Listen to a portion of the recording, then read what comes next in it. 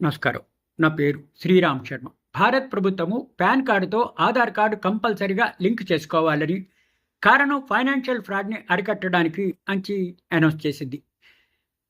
Income tax department 31 December 24 ఆఖరి రోజు fix చేసింది. ఈ లోపల మీ పాన్ కార్డు ఆధార్ కార్డుతో ఎట్టి పరిస్థితుల్లోనూ లింక్ చేసుకోవాల్సిందే. ఇలా లింక్ చేసుకోకపోతే పాన్ కార్డ్‌ని డీయాక్టివేట్ చేసేస్తారు. డీయాక్టివేట్ చేస్తే ఇక ట్యాక్సులు కట్టడం కష్టం. అందుకని ఎట్టి పరిస్థితుల్లోనూ మీ పాన్ కార్డు ఆధార్‌తో లింక్ చేసుకోవడం మర్చిపోవద్దు. ఒకవేళ అన్న టైంలో లింక్ చేసుకోకపోతే రూ. 500 ఫైన్ కట్టాలి. ఇంకా లేట్ అయితే రూ. 1000 కట్టాలి. కాబట్టి దయచేసి మీ పాన్ కార్డుతో ఆధార్ కార్డు ఎంత వీలైతే అంత త్వరగా లింక్ చేసుకోండి. ఇట్లాంటి కష్టాల నుంచి బయటపడండి.